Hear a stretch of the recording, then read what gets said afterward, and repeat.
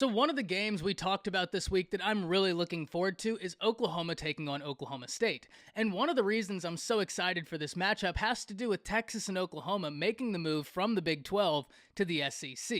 Because once that move is made, this is a matchup that could be put on hold for the foreseeable future. And because of that, any opportunity we have to enjoy this game is an opportunity we need to seize. But for the Oklahoma Sooners, this is not just the story of what happens on the field. Far from it.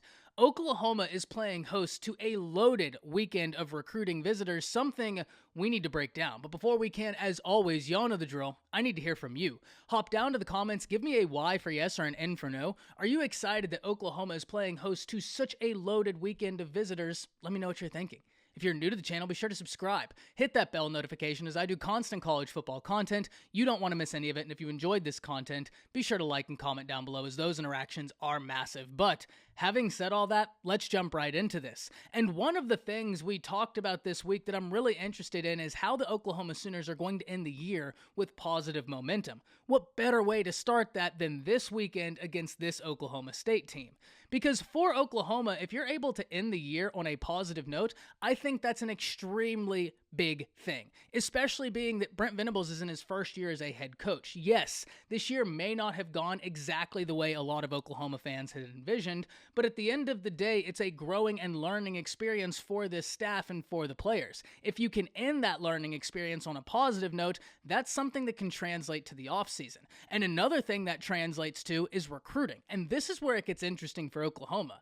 Even though you have not had the season you would like, it has not affected your ability to recruit in the least. In fact, Oklahoma is sitting as a top 10 class in the nation with 20 recruits as we're sitting here talking and an average recruit rank of 92.37. The reason that's important is they're sitting in great position right now with room to go, and the average recruit rank is indicative of the quality of player Brent Venables and this staff has been able to attract to the Oklahoma Sooners. So it gets me back to something I say. No matter what happens, Brent Venables needs patience, he needs time, and I know that's not a popular answer. However, now let's really focus in on recruiting. Because if Oklahoma is able to transition this and get positive momentum and transition that into positive recruiting momentum, watch out. Because Oklahoma is playing host to several top visitors this weekend, visitors I know OU fans are very excited about. And we need to start with David Hicks, the 5-star defensive lineman, the #1 defensive lineman in the nation, a top 10 player regardless of position, and the #1 player out the state of Texas. And if you've kept up with this recruiting battle, it's been an interesting one. Whenever David Hicks went to make his decision, all signs pointed to Oklahoma. And in fact, if you look at 24/7 Sports, all the crystal balls inserted pointed to the Oklahoma Sooners. However, when the time finally came, it was A&M that was the decision. However, just because David Hicks didn't choose Oklahoma the day he committed, that does not mean the Oklahoma Sooners have stopped pushing. Far from it. This is an individual they want, and they've made that known. So for them to be able to get Hicks on a visit this weekend, I think is an incredibly powerful thing. Todd Bates is one of the best defensive line coaches in the nation, and he's one of the best defensive line recruiters in the nation. So if he's going into a living room, taking that battle up, you have to feel good at some level. And on top of that, Oklahoma was able to get Damian Sanford in, the 4-star linebacker who's David Hicks' teammate, who's also a Texas A&M commit. I think that's powerful. Apparently, they're very close, so being able to get them both in, I think is a good thing. We've heard time and time again, every time Oklahoma has put these recruiting events together, even under this new staff, they've always gone really well.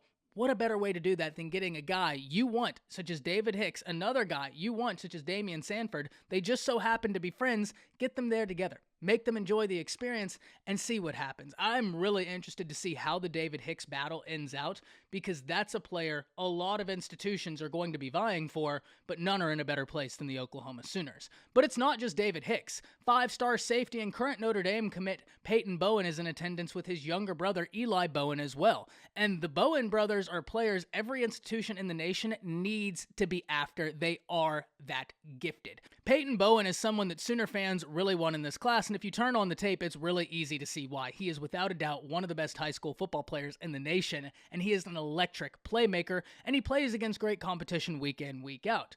Having him on a visit is big, especially trying to flip him, getting his younger brother there, showing them that, hey, maybe there's a chance you both could play together if that's something you're interested in. We are building towards the future, and that future, in our eyes, includes both of you. going to be really interesting to see, but Oklahoma fans have felt good about the prospect of them flipping Bowen. Let's see what happens. But if we even look into the future, into the class of 2024, Oklahoma is well represented there as well. 2024 includes 5-star defensive lineman David Stone, someone who's already crystal balled to the Oklahoma Sooners, and if they are to get in that win, that would be massive. And David Stone is not the only prospect from 2024 set to be in attendance. 4-star running back who I do believe will end up as a 5-star running back, Stacey Gage, is also someone in attendance.